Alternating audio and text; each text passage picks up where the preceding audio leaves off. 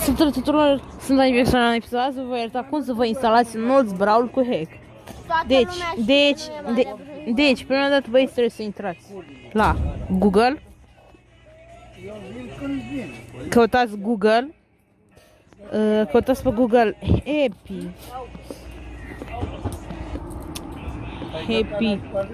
Căutați Happy Mod. Așa. Intrați pe chestia asta. Descărcați-l, eu l-am descărcat deja. Îl descărcați, așa arată aplicația. Veniți aici Happy Mod. Dați click pe aplicație. Așa am ieșit eu. Acum vedeți aici Brawl Stars Mod. Și acum descărcați versiunea curentă care este la joc. După aceea îi dați instalare. După ce îi dați instalare, ieșiți și intrați pe Notz Brawl. Când intrați pe Notz Brawl, o să aveți versiunea care o are jocul. Și dacă intrați, o să aveți doar Shelly, atât. Și cum luați toți brawlerii, este așa, intrați pe joc și dați upgrade al brawler. Ce face băieți upgrade al brawler? Să maxează toți brawlerii care îi ai, curent. Și în local brawler să deblocheze brawlerii la rank. Power.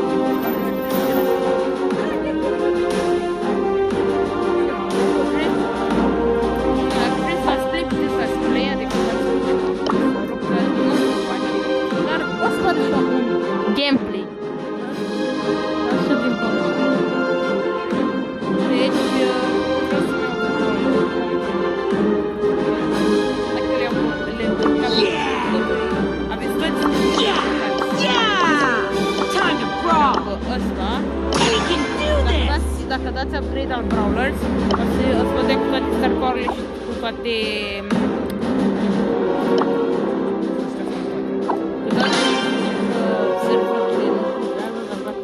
să-ți vor bani.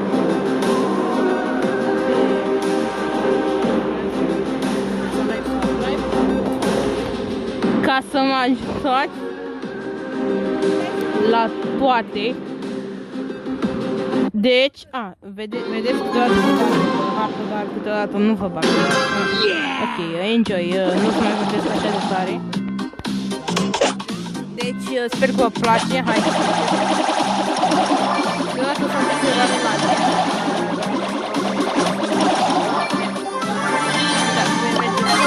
Să este real, merge tot. Asta nu este clickbait, asta nu este un cont de-a meu curat.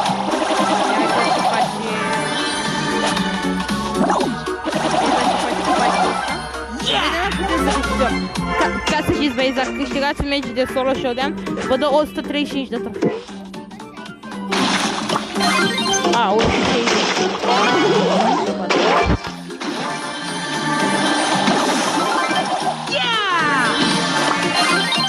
Deci...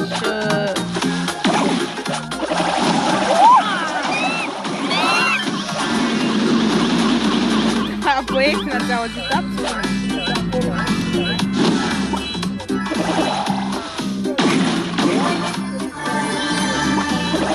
Dacă aș trec.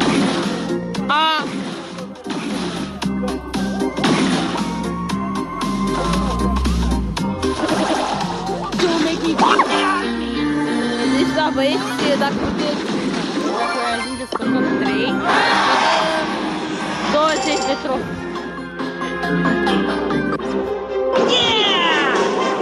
Și da, băieți, cam așa instalați Brawl Stars cu ei care puteți dați play. Dacă mai vreți multe episoade care vreau apăsați pe butonul de like, subscribe. Eu am fost Dani, pa, pa! Pa, pa!